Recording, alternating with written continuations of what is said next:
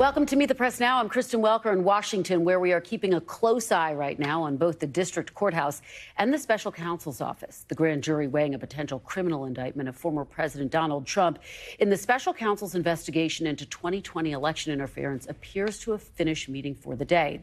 The jurors were seen leaving the courthouse about 2 hours ago.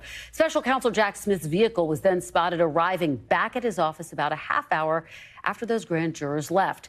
The former president posted on social media yesterday that an indictment could come any day now. That came after Mr. Trump spoke to supporters over the weekend, suggesting that he would welcome any charges brought by special counsel Jack Smith. Listen. Every time the radical left Democrats, Marxists, communists, and fascists indict me, I consider it actually a great badge of honor. I do. It's a great badge of honor because I'm being indicted for you. And yet, Mr. Trump's mounting legal troubles are creating very real financial problems for his political operation. According to new FEC filings, his Save America PAC has spent nearly twice as much money as it brought in during the first 6 months of the year, spending more than $20 million on legal fees alone. And MAGA Inc., a super PAC supporting Mr. Trump, spent $38 million during that time period after bringing in just $14.8 million. Roughly 1/3 of that spending came from money MAGA Inc. gave to help shore up the financial situation at Save America PAC. I'm joined now by NBC's Julia Ainsley, who covers the Justice Department, NBC's Garrett Hake, who covers the Trump campaign, NBC News senior political editor Mark Murray, and Carol Lam, a former U.S. attorney and an NBC News legal analyst. Of course, Julia, let me start with you and the legality. What do we know about what is happening right now? The jurors have left for the day. Well, of course, there's so much guessing going on here, Kristen, but the way things like this have worked in the past, and now we have a little bit of a framework given what we already saw happen last month when Trump was indicted for what happened at Mar-a-Lago with those classified documents. There is a period where after a grand jury hands down an indictment, if that's what's happened here, the defense is notified and they might be working out a day for Trump to come to D.C. for an arraignment hearing. That is something that could happen privately through the phone calls behind closed doors. But of course, in this case, we have an atypical defendant, Mr. Trump, who might want to get out and start tweeting about this, going on Truth Social, the social media network that he uses to tell people when he's gotten a target letter, he may go ahead and say if he's been indicted, like he did in the Mar-a-Lago indictment, really getting ahead of the public's ability to read this indictment. And it will also be up to Jack Smith to decide whether or not to unseal that indictment or to wait for another time. We also could be looking at a press conference from Jack Smith. He's gone back to his office. That's where he held the press conference on the Mar-a-Lago indictment again last month. If we're looking at that framework, perhaps those conversations are happening now. But right now, it's anyone's guess. We've seen the movement of people around D.C. You've shown that here. But it's a matter of what we might hear when. And so we're waiting for that to see if we'll get an indictment today. And then, of course, as soon as we do, we'll start reading through it and trying to get to those details because there is so much to unpack. Because this we call it the January 6th grand jury. It's not just focused on January 6th, 2021. It's related to all of Trump's possible interference in trying to change the results of the 2020 election. So there could be a lot of details to unpack in any indictment that we might see today, Kristen. Yeah, and Julia, you're right. We are reading tea leaves at this point. We're also reading the former president's Truth Social account to try to get a sense of what exactly is happening. One thing I know you've been tracking that you can say specifically what's going on are the security preparations around all of this. What can you tell us about that, Julia? That's right. And this is where it's a little different than what we saw with the Mar-a-Lago indictment, Kristen, because there had to be so much advanced preparation between the Secret Service and Miami police, because that's where Trump was arraigned in that case. In this case, seeing as that will most definitely be here in Washington, there's already daily communication between the Metropolitan Police Department here in D.C. and the Secret Service, because this is where the president lives. Those two law enforcement agencies are in such close contact all the time. They really won't have to do as much prep work. They'll only have to reach out to Trump's Secret Service detail to be able to move the defendant, Trump, to D.C. for that arraignment. And so there's a little less prep work than we would normally get. Of course, the U.S. Marshals will also be involved, and possibly the Federal Protective Service, because it involves a federal courthouse. So all of those agencies will have to be talking to each other, but they won't make those plans for a movement of the detailee, Trump, until after a date is confirmed or after that indictment is at least communicated to Trump's defense team. So in terms of when we might be hearing news and when those security preparations might be underway, that would probably happen after. One more thing on security prep, though, I will flag is the possibility of protesters. We've been in touch with people here in the counterterrorism community, people who want to protect against another January 6th. And so they've been watching social media. People I've spoken to so far say they haven't seen any imminent threats, but it's something they're watching daily, both here with local police and federal law enforcement, to make sure that anyone who would want to protest either for or against Trump wouldn't want to then target D.C. again when he would be brought here for an arraignment. Yeah, there are ongoing concerns about protesters. There's no doubt about that. Garrett, let me turn to you because the former president got that target letter 2 weeks ago. It seems like every day since then, you and I have been talking about what exactly is happening inside Trump world. So what is the very latest today, Garrett? What are they saying and sources close to the former president as they await for this potential indictment, which seems like it could be imminent at this point? Yeah, look, my sources within the former president's orbit all expect the indictment to come today. They've been waiting and refreshing their Twitter feeds and their emails just as much as we are. They've been on kind of a ready five posture, much the same as everybody covering this process has been, following a lot of the same signals that we've been, both in terms of monitoring the witnesses who have come in and in just keeping track of the, conversations between the Trump camp and the DOJ. And Kristen, as I'm sitting here thinking about this, I mean, there's a reason that Donald Trump is so public about things like the target letter that he received. It's been a huge boost to his fundraising. It is related to the story that you started this broadcast with. His single best fundraising day of this entire campaign was the day that he was arraigned in New York State. His second best day was the day that he was arraigned in Miami. And so the ability to kind of whip up his base into, if not a frenzy to come out onto the streets, which he doesn't want, but to open their wallets and to click online donation buttons to fuel his campaign and the legal fees that he's facing is an important reason why he, as much as anyone else, has tried to keep the idea that he might be indicted again as a primary headline and a lead story on television news broadcasts all across this country. Yeah, you're right about that, Garrett. And the other thing, we've seen that spike in fundraising and in his polls this week alone, with that 37-point lead over his nearest rival, Ron DeSantis. I mean, clearly he feels emboldened in the primary, but this is where you start to see an opening with candidates like DeSantis saying, hey, wait a minute, with all of these indictments piling up, is he really the best person to go against Biden in a general election? Yeah, look, they might make that argument. DeSantis has kind of flirted with making that argument. Nikki Haley's been making it for some time, and she's at 3% in these polls. I mean, when you dig into the polling that we've seen, including the new New York Times Siena poll that you're alluding to there, the problem with that theory is you have a majority of Republicans, even ones who don't support Donald Trump as the nominee, saying it's important to defend him in this moment. The language that Donald Trump has introduced into the Republican Party, the idea of a weaponized DOJ or of prosecutors who are out to get him or out to get conservatives, have been adopted by so much of the rest of the party. It's hard if you're one of these other candidates who've embraced that language and that structure to say, oh, yeah, we agree. The DOJ is bad. They're too big. The FBI is doing too much to go after conservatives, except on this one particular issue in which they're right and Donald Trump's totally got too much baggage. I mean, the sort of permission structure isn't there for these other candidates to make those arguments successfully, as is being reflected in the low poll numbers of those who've been making the arguments the most. Asa Hutchinson, Chris Christie, Will Hurd. Yeah, they have come out with some forceful language. There's no doubt about that. Garrett, quickly before I let you go, and I know you have a lot of work to do, so I am going to let you go.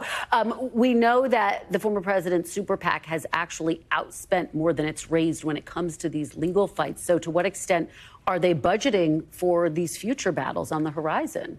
Well, look, it's a huge challenge for the Trump campaign, who, unlike, with traditional super PAC, where, his campaign is built with these grassroots donors who are given 30, 40, 50 bucks. Your normal super PAC, like Ron DeSantis is, or like Mitt Romney, who kind of invented this back in 2012, is where your big donors park $1 million at a time and you spend it on attack ads. Now that kind of money is having to get diverted back into the other PAC to pay for legal bills.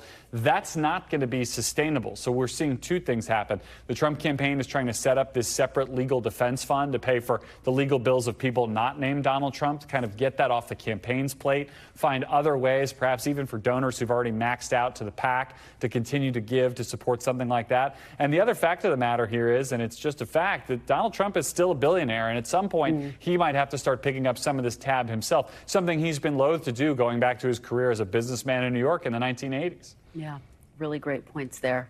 Garrett Haake, thank you so much. I'm going to let you get to the rest of the work that you have to do. Mark, let me turn to you. Pick up where Garrett left off. I mean, this sort of staggering revelation that his super PACs are basically outspending what they've raised on all of these legal fees from the perspective of running a campaign. How problematic is this? Yeah, let's just go over the numbers. More than $20 million over 6 months spent on legal fees by one of his primary PACs. And if you really want to extrapolate that out to all the trials that we're going to end up seeing between October and May of 2024, and that doesn't even mention any other kind of potential indictments that we might end up seeing from Jack Smith or others, that $20 million could soon be $50 million or $100 million. Now, as Garrett was actually mentioning, you know, the world of these super PACs, somebody could write a check for $10 million. Someone could write a check for $20 million. Donald Trump could actually end up cutting his own check. But it is a humongous expense if you are looking ahead to a general election, and I'm sure that Donald Trump and his campaign are, you need to have about $1 billion, if not $2 billion, to go up against what the Democrats and Joe Biden are building. Yeah, it's a really important perspective there, Mark. And let's stay on the issue of numbers and talk about what we've seen in the polls, which is a former president who's increasingly emboldened, it seems like, by these indictments. And yet it does get more complicated when you look at the general election polling. But he's running neck and neck with President Biden. Yeah, let's use our own NBC News poll as kind of a nice barometer. Our April poll, Kristen, came out just right after that indictment on that hush money case. And our poll found about 2/3 of Republicans saying, hey, we're going to stand behind Joe Biden versus, hey, let's look for somebody else who might be a better general election candidate. Then our June poll came out just after his indictment in the Mar-a-Lago case, and it found that his lead ended up doubling. And now, as we're kind of bracing for a potential, new indictment, the New York Times Siena poll comes out, and you have 71% of Republicans who say we need to stand behind Donald Trump. Those numbers keep on getting stronger for him, not weaker. Now, I do think it's important for us to kind of keep at least the realization that the weight of all these indictments, that all of a sudden that it's at some point those numbers start going down. But all that we have seen, and whether, as Garrett was pointing out, it's the fundraising that's gone up for Donald Trump or the poll numbers, the political situation, at least in the Republican race, has only gotten better every time that he's been indicted. And Mark, I'm going to get to Carol in just a moment. But before I do, what will you be watching for in terms of the breakdown when we're talking about independents, women voters? I mean, that's where around the margins, elections are won and lost. Yeah, and going back to what you said about the general election, the New York Times Siena poll came out with their poll this morning and finding that it was a tie. 43% of registered voters supporting Joe Biden, 43% supporting former President Donald Trump. It's a really close race. And Kristen, you could actually, maybe Joe Biden's ahead by 2 or 3 points, maybe Trump's ahead by 1 or 2. The totality of all the general election polling is this, that right now, if there is a matchup, we're 15 months away, would be very, very close. And in a close race, every single demographic does matter. And what we ended up finding when Joe Biden in this 43 versus 43 score is that he's leading Donald Trump among independents, among black voters, among young voters, among women, but not by the margins that we saw according to the 2020 exit poll. And so Joe Biden's got plenty of time. There isn't a real contested primary, but he's got to start getting that team, that Democratic coalition, to look more like it was in 2020. And right now it's not there for him. No doubt that's causing some jitters inside Democratic circles. Mark, appreciate that. Carol, let me turn to you now. The former president has said an indictment could come, quote, any day now. So where is it? Are you surprised that we haven't seen the indictment yet? I'm not surprised, Kristen. Think about the number of logistics that Jack Smith's team has to manage at this time. Julia did a marvelous job of naming the constituencies involved, everything from the grand jury to the security forces to Donald Trump to his lawyers to the judge. There's a lot to manage here. And the last thing they want to do is do something too early, too soon, before everyone's ready, and then something bad happens. So it doesn't surprise me at all that there's delay going on here, or things aren't moving quite as quickly as we would hope they would, because there's just a lot of logistics to manage. And historically speaking, is there a way to gauge how long someone typically receives an indictment after receiving that target letter? And again, just to reiterate this point, it was 2 weeks, I believe, to the day that the former president received the target letter. There's no real way to gauge that. And in fact, target letters aren't always used. I don't think I ever sent a target letter, but the times that you do send a target letter is when there are various reasons for doing it. But one reason is you don't want the person who's the target of the investigation to come out afterwards and to say, I didn't realize that I might be indicted. Had you told me, I would have given you all this information and all this evidence that you don't have, and you'll see why I shouldn't be indicted. They want to take that argument away. I didn't really expect that the indictment was going to come down just a day or two after he received the target letter, because you also don't want him to say, well, they only gave me a couple of days. It wasn't enough time. So I think 2 weeks is just about right. It's enough time for him to indicate whether he has more information he wants to bring to the prosecutor's attention. And if the indictment comes out today, apparently he didn't, or they were not convinced. And Carol, just to go back to your point about unfinished business, if there is still unfinished business, what could that be? What could it be that Jack Smith is still working on? Sure. There's always the possibility, as we saw in the Florida Mar-a-Lago case, that there will be additional charges and maybe even additional defendants added to the case. And that's called a superseding indictment. It takes the place of this indictment, but it does mean that all the charges that are currently in this indictment still will hold true. And so what Jack Smith might be investigating is he might be investigating additional people. He might be looking at criminal liability of people who aided and abetted in, say, the slate of fake electors. And he might be looking at additional charges not only against Donald Trump, but against others as well. That's pretty par for the course, and wouldn't be a surprise to me if there was a superseding indictment that came down in this case. Julia, let me give the final word to you. I know you've been reading the tea leaves there throughout the day. There was a Jack Smith sighting. What are you watching for the rest of the day? What are you expecting to happen? I guess we're just looking at the clock here. I mean, it's not often that we would have a nighttime press conference, Kristen. And so if Jack Smith wants to make a statement like he did at the last indictment that his investigators put out, then we would expect that, I would think, to happen before 5 or 6 tonight. And so if we get to that point in the clock, maybe there's some reason why they're holding this. Again, Carol laid out a lot of reasons why they may want different parties to be involved, different conversations to be had. We're not sure what might be happening behind the scenes here. But I do think that if there is a reason for Jack Smith to come out and make a statement, and I think that there is a reason to, because he is going up against a defendant who is very vocal, will want to say a lot about how this is a complete hoax and a witch hunt. Jack Smith is going to want to unseal an indictment on a day where he can say something about it. I would be expecting that to happen around 5, maybe latest 6 o'clock today. So looking at the clock and then trying to figure out what the holdup is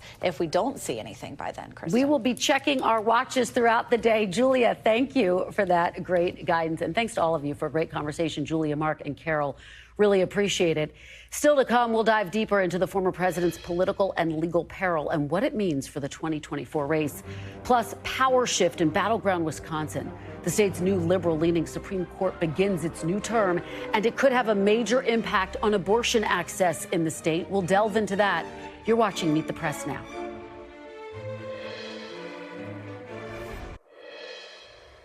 Welcome back. Voters in battleground Ohio will be heading to the polls 1 week from today to vote on a measure that could have major implications for abortion access in that state. On August 8th, voters will decide whether to raise the threshold to approve constitutional amendments to 60% from a simple majority. Here's what that has to do with abortion access. On the ballot in Ohio this fall, there's a constitutional amendment to enshrine abortion rights in the state's constitution. If next week's vote passes, that amendment would need 60% rather than 50% to pass. Right now, polling suggests it has the support of a majority of Ohioans, but not quite 60%.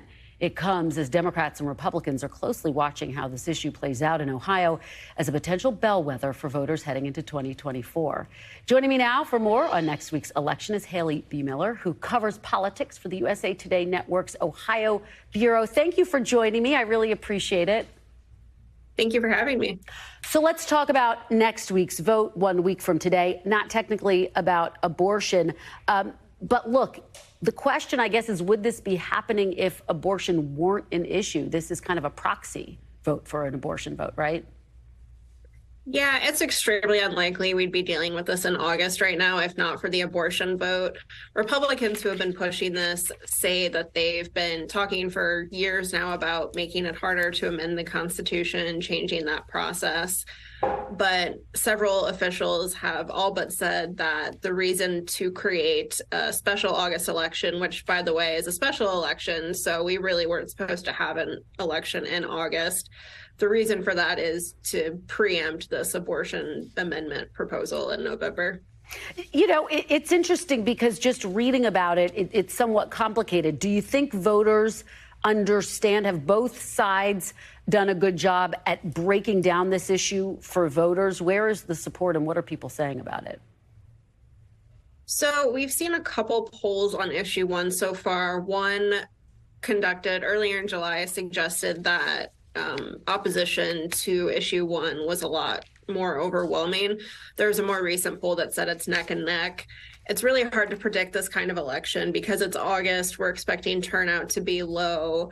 But, you know, as you noted, it is a complicated issue. And talking to voters in recent weeks, while there are some who definitely understand it and some who have landed on a side, there are still a lot of people who are confusing different sides or don't know quite how they're going to vote, still need to research. It's been certainly a challenging message for both sides to sell, given how convoluted it is. And obviously you have to be careful when you're talking about the early vote, but what have you seen in the early vote so far? What do you think it says about what ultimately might be the outcome? So we've seen a pretty robust early voting turnout so far, which has surprised even our election officials. The numbers this past week have surpassed the entirety of early voting for our May 2022 primary, which had competitive races for U.S. Senate and governor on the ballot. It's hard to say if this is a sign that turnout will also be strong on August 8th, or if because it's summer, because people are on vacation and things like that, if people more often than usual are trying to get their vote out of the way before Election Day. So are supporters of issue one concerned about that early vote so far? I don't think so. What's been interesting about the supporters is that, you know, the Vote Yes campaign is driven largely by Republicans in this state, and Republicans, as we know, historically have been reluctant to embrace early voting because of claims made by former President Donald Trump. But the Ohio Republican Party and other allies have really been pushing early voting in this election. They say, you know, it's okay to early vote. It's safe to do that here, and it's best, you know, they're trying to bank as many votes as they can before Election Day, just like the other side is. Before I let you go, Haley, what can you tell us about the November ballot measure? What's the latest there? So that issue did get enough signatures to make the ballot in November. Ohio Republicans are suing over that right now. They contend that the measure should be disqualified from the ballot because they say that the group did not meet certain requirements for the petitions. That matter is ultimately will be left to the Ohio Supreme Court. But at this point, both groups on each side are planning as if it's going to be on the November ballot. Both abortion proponents and opponents have already spent a lot of money, both on the August election and to get ready for the November race. All right. Well, a busy week ahead for you. Haley B. Miller, thank you so much. Really appreciate it. We want to turn now to Wisconsin, where a contentious Supreme Court election turned into a proxy battle over the issue of abortion, which remains banned in the state under a law that has been on the books since before Roe v. Wade. The victor in that Supreme Court election, Janet Protasevich, is set to be sworn in at the state capitol later this afternoon, giving liberal justices the majority on the court for the first time in 15 years. NBC's Shaq Brewster is on the ground in Madison for us. Shaq, good to see you. Appreciate it. So, look, Protasevich emphasized her position on abortion rights throughout her campaign. How could this all impact the ongoing battle there? Well, we know right now, if you look at lower courts in the state of Wisconsin, where, as you mentioned, abortion is currently banned, it's a near total ban on the procedure. We know that lower courts are reviewing this right now. A district court said that that the case is able to proceed, and this is a case that both sides acknowledge will likely come before this Supreme Court. And this Supreme Court, with now Janet Protasevich taking the oath of office later today in just about an hour and a half or so, will lock in a liberal majority for at least the next 2 years, Kristen. So what that means is she will have a direct say in whether or not this procedure remains illegal, or if perhaps they allow that, or they strike that 1849 ban down and allow the procedure in the future. As you mentioned, she campaigned on this issue. She said while she wouldn't prejudge the outcome of any case, she said that access to abortion was a fundamental value for her. That was something unique for a justice candidate or a judicial candidate to do. But it's very clear how she feels about the issue, although we, of course, don't know what will ultimately happen when it does come before the court, Kristen. Yeah, that is for sure. We'll have to see. It's so fascinating. This is the most expensive state judicial race in U.S. history. Just underscores the stakes there. What are some of the other cases that are on deck there, Shaq, that you're watching for that will tell us how this court is going to decide? Yeah, there's a lot of issues that can come before the court. Just think about the issues that have come before the court in the past. Things like COVID restrictions, election rules, election challenges. We have a list of what folks expect to come before the court. I'll tell you, one of the liberal justices, I had a conversation with her back in April as she was campaigning for Protasevich, and these are some of the issues she mentioned. We talked about the abortion ban. We talked about redistricting, where the conservative court sided it with Republicans and chose maps that gave Republicans in this legislature essentially a super majority in nearly both chambers. You also look at election procedure and challenges. Liberal groups have already filed a lawsuit to try to get drop boxes in this state, to try to get the court to reverse a previous decision banning drop boxes. You see rights of unions, education policies, including school choice. A host of issues will come before this court. One caution, though, and I talked to a professor at the University of Wisconsin just yesterday, and one caution is that you don't expect all of these issues to be decided in the next few weeks or months. This will be a slow process, just like we saw at the federal level, where a new Supreme Court and new justices did fundamentally change policy in the country. It took some time to get to that point, and they're saying that you should expect it to take some time for many of these cases to work their way up to the state Supreme Court here in Wisconsin, Kristen. Yeah, important final note there. Shaq Brewster, thanks for your great reporting. As always, we appreciate it. Coming up next, House Republicans keep their focus on Hunter Biden's business dealings as they hear testimony from a Biden business associate behind closed doors. The reaction from lawmakers on both sides of the aisle, that's next. Stay with us. You're watching Meet the Press now.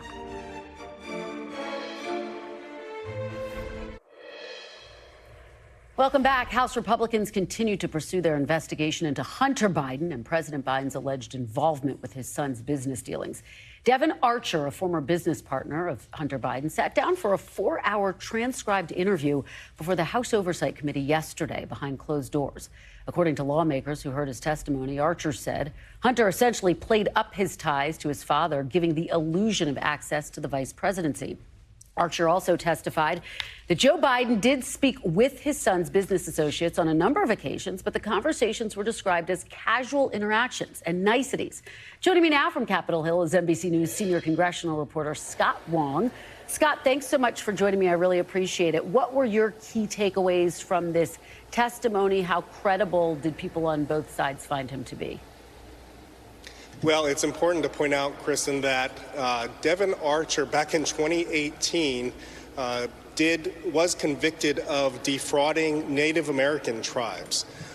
He was sentenced to prison in that case, and that is something completely different. But in this case, he is testifying. He did testify before Congress, and to lie before Congress would be a federal offense. And so what the Democrats, including Dan Goldman, said was that Devon Archer told lawmakers that on about 20 occasions over the course of a 10-year period, Hunter Biden, in meetings with some of his business associates, did put his father, then the Vice President of the United States, Joe Biden, on speakerphone. As you mentioned, they talked about the weather. They exchanged pleasantries.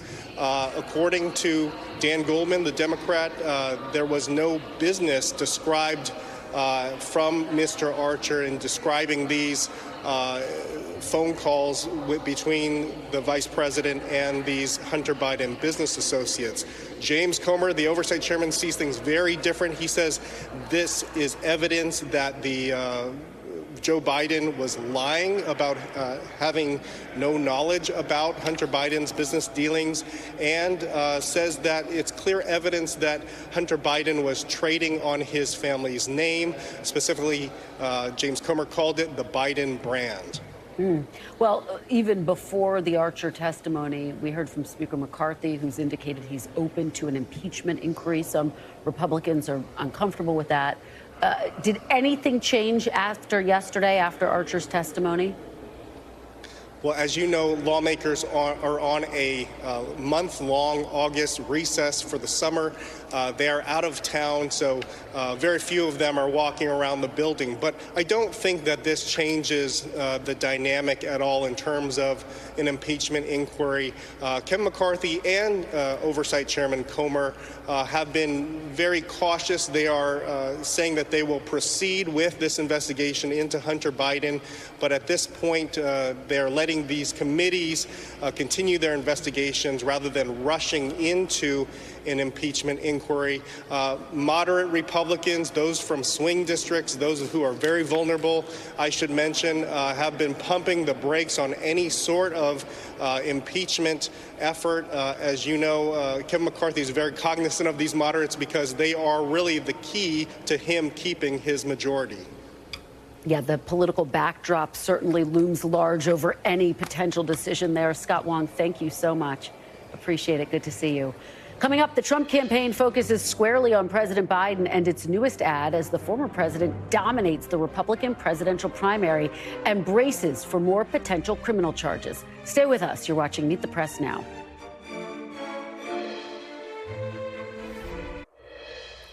Welcome back. As Donald Trump faces the possibility of more criminal indictments, he doesn't seem too concerned about the potential impact on his primary standing, where he remains the far and away frontrunner.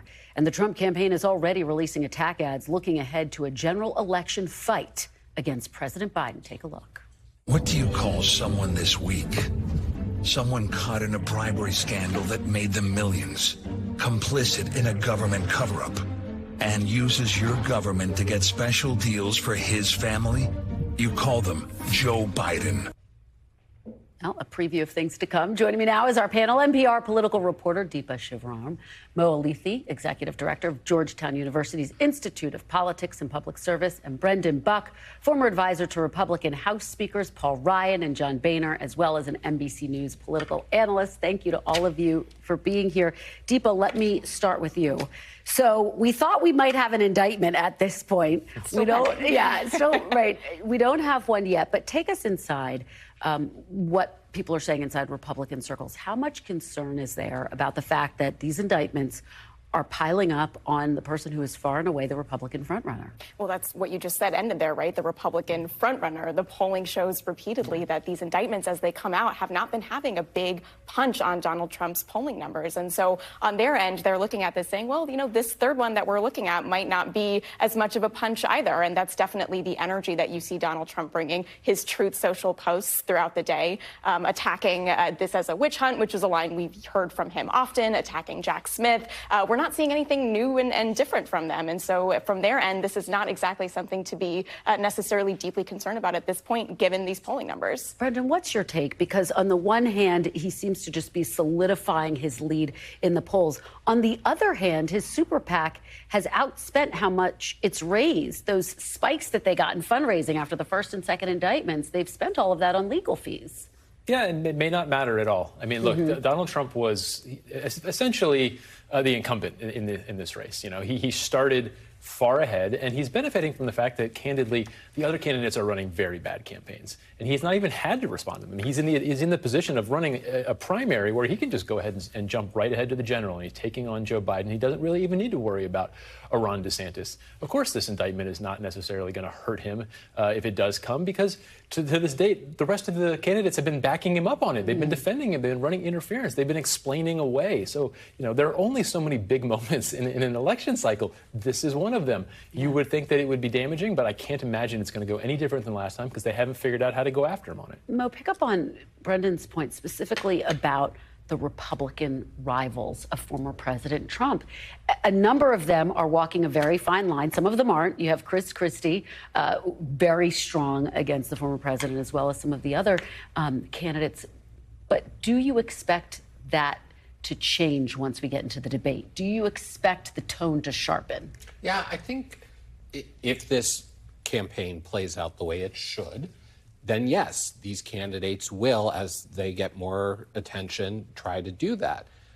But the question is, how do they try to do that? And I think that's where they have all struggled up till now, with the exception of the lowest tier candidates, the Chris Christies, Will Hurds, Asa Hutchinsons, who are not bashful about going after him on the indictments, on his legal troubles, amongst many other things. The others are still doing this delicate dance. They don't want to upset his base, and so they're not going after him. But the challenge with that strategy is his base is not in play for them, no matter what, right? They need to go after those Republicans who are a little soft on Trump, maybe liked some of the things he did, but are tired of the chaos and tired of 3 straight election losses. They need to go after those people. Every now and then you see one of them sort of flare up with like what seems like could be an effective message, right, and then they fade back into the background. If you want to beat the king, you've got to beat the king, and they're not doing it yet. Tiba, it's so fascinating because if you look at Ron DeSantis' strategy, those gettable votes that Mo's talking about, he doesn't seem to be actively courting them, the moderates in the party. Instead, he's running to the right of former President Trump in a lot of ways. Right, and we've seen this too, the messaging on wokeism and trying to target voters with this is not landing, and his message hasn't yet shifted. And so he's going after a pile of voters, you could say, that don't even really exist, and are not enthusiastic with that messaging either. And so he's kind of running in this direction that's clearly not working. And in the meantime, that support for Trump is only growing, like we mentioned. So at the same time, he's really got to balance shifting that up or changing the voters he's going after, and we haven't quite seen that yet. We have not seen that yet. Mo, what is your reaction to the attack ad that we saw, already running attacks, going squarely to the general election, focused on President Biden, and polls show they're running neck and neck? Yeah, well, as Brendan mentioned earlier, he has every reason to go straight to the general election because he's not seeing much of a primary challenge right now. And it's also a great example of the tactic of deflection in a campaign, right? You turn your own weakness against your opponent.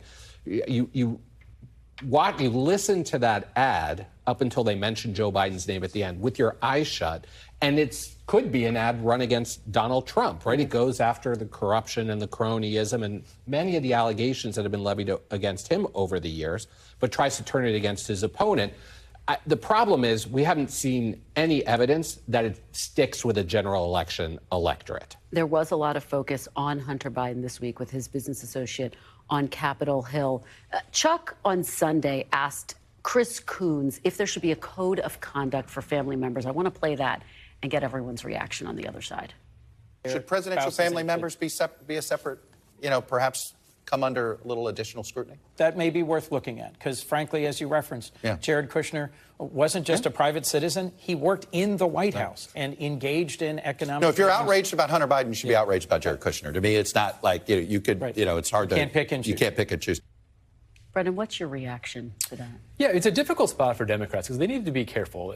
Don't defend Hunter Biden. I think people need to appreciate that Hunter Biden was, in fact, doing a lot of shady things. It may not be illegal. We'll have to figure that out. But he's not someone that you want to defend, and you walk into a dangerous place where you do that. And they have to be very delicate about differentiating, as Mo did, between what Joe Biden may or may not have done and what Hunter Biden may or may not have done. And that's the dangerous place where Republicans are trying to trap them right now.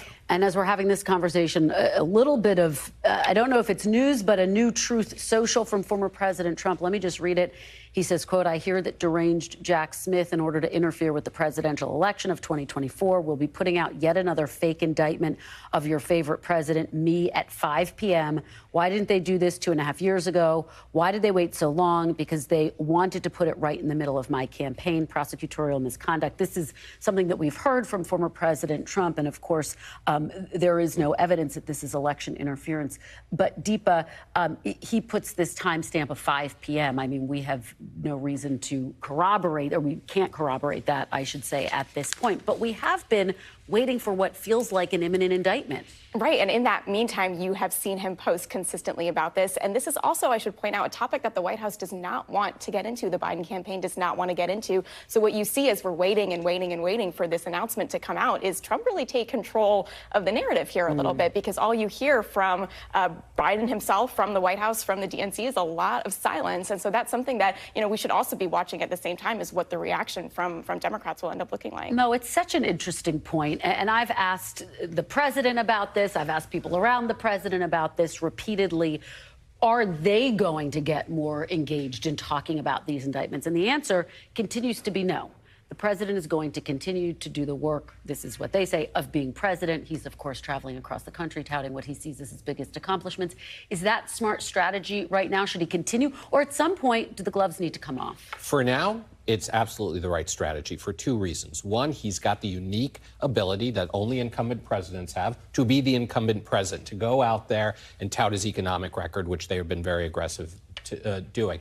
But second, the attack that the Trump folks are levying on him is that this is Biden's politicized Justice Department. The second the president weighs in, he gives that some legs. So stay away from it. Take any oxygen, or as much oxygen as he can, out of that argument and do what he needs to do. It's not like the rest of us aren't all talking about this. Well, Chuck Schumer and other people have also resisted that. And that's where I think they need to change up their strategy a little bit. You do? You don't think there's risk in that? I absolutely agree that Joe Biden himself shouldn't be engaged in this. But Democrats can't just assume that people are going to see this for what it is. The polls are showing that it's tied right now. You would think that someone who's on potentially 3, maybe 4 indictments by the end of the week would be losing in the race with the president, but he's not. So I think they need to realize that they need to take the gloves off a little bit more. Not the president, but the people around. Some other Democrats. Some other Democrats, yeah. Well, it will be fascinating to see what happens as we continue to wait and see if this new indictment does come down. Thank you for a great conversation, Deepa, Mo, and Brendan. Appreciate it. Turning now to New Jersey, where the sitting governor, Phil Murphy, right now is not running the state because he's overseas, and neither is his lieutenant governor. We have some tragic news there. The state's lieutenant governor, Sheila Oliver, died today after a brief hospitalization, meaning the state's Senate president is now acting governor until Murphy returns. Oliver is being remembered as a trailblazer. In 2017, she became the first black woman to hold statewide office in New Jersey. She was also the first black woman to be the Speaker of the General Assembly in New Jersey, and she was only the second black woman in the country to lead a state legislative house. Lieutenant Governor Sheila Oliver was 71 years old.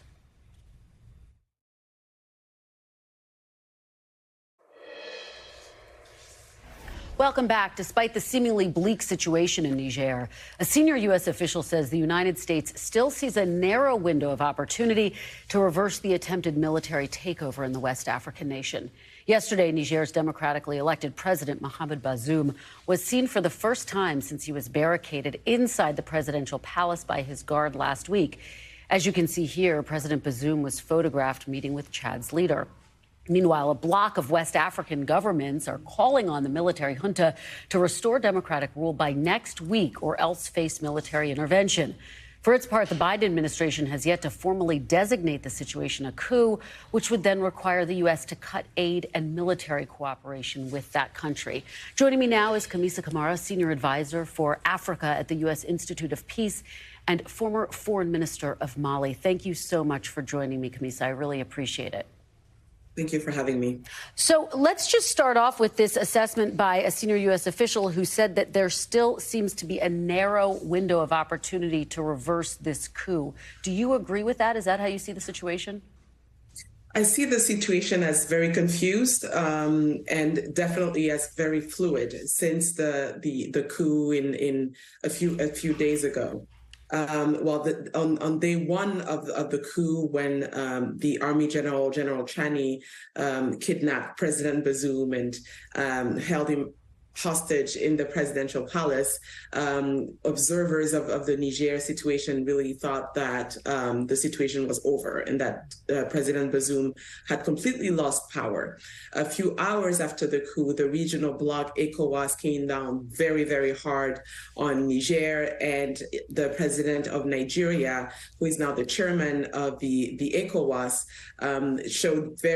seemed very, very determined to change the course of action and to reverse the situation. And so now there have been negotiations between ECOWAS leaders and the Nigerian junta to reinstate President Bazoum into power. They gave the Nigerian junta 1 week as an ultimatum to restore President Bazoum. Otherwise, they will send troops to Niamey to make sure that this actually happens. What is your level of optimism that that will happen? What needs to take place in order for that to be carried out effectively, do you think? I think if a military intervention were to take place in Niger, it would be quite detrimental for the stability of the Niger, but also of the whole region. I just don't see how a military intervention would not be a bloodbath between the Nigerian militaries, but also the ECOWAS forces. Yesterday, the juntas of Burkina Faso and Mali also declared war against the ECOWAS if the ECOWAS were to send troops to Niamey. So it wouldn't be the best solution for a military intervention to take place. And I believe that we're really hoping that diplomatic negotiations have positive results and that maybe Mohamed Bazoum could be reinstated to power, but I'm not too optimistic about that specific option. As I said initially, the U.S. has not designated this officially a coup. What is your reaction to that? Do you think it's a prudent move at this time, or does the U.S. need to go further? No, I think it's a very prudent move. I think Secretary of State Anthony Blinken was in Niger last March. It was the first time that a U.S. Secretary of State visited the country. It was a demonstration that the United States sees the Sahel as a priority, that the United States sees the Niger as a stable and reliable security partner in the region. And I think that I'm not too surprised about the fact that the United States didn't call the situation a coup yet. I think we all have to be prudent and not speculate about what might happen. The ECOWAS may be successful at reinstating Bazoum, even if the chances are slim. And your country, Mali, also obviously experienced a coup in 2021. What are the parallels that you see, and are there differences as well? So Mali experienced two coups, actually, one in August 2020 and a coup within a coup in May 2021. The situations are very, very different. What we saw in Mali, especially leading to the coup of 2020, were popular protests. The president and the government, of which I was a part, lost a lot of credibility in Mali because we failed to bring back security. There were accusations of corruption, of nepotism. And so there were really popular demands for the president to step down. We're not seeing the same situation in Niger. Niger was very, very stable up until the coup of last week. There were no popular protests calling for the resignation of President Bazoum. And like I said, international partners have been involved in Niger and have seen Niger as a very stable country in a very volatile region. So the situations are very, very different. And also, one major difference that we can see is that the coup leaders in Mali were young officers. The one in Niger are veterans. They have been in the army for over 30 years. They're well-known military figures. They're army generals, and they had the credibility that some of the junta leaders in the region didn't have. So really the situation in Niger is very surprising. I don't think that anybody suspected that the head of the presidential guard, who was very loyal to the president, would actually attempt an overthrow. Well, Kamisa Kamara, thank you so much for joining us and helping us to understand this incredibly complex and horrific situation there in Niger. We really appreciate it. And thank you for being with us this hour. NBC News Now coverage continues with Hallie Jackson right now. Thanks for watching our YouTube channel. Follow today's top stories and breaking news by downloading the NBC News app.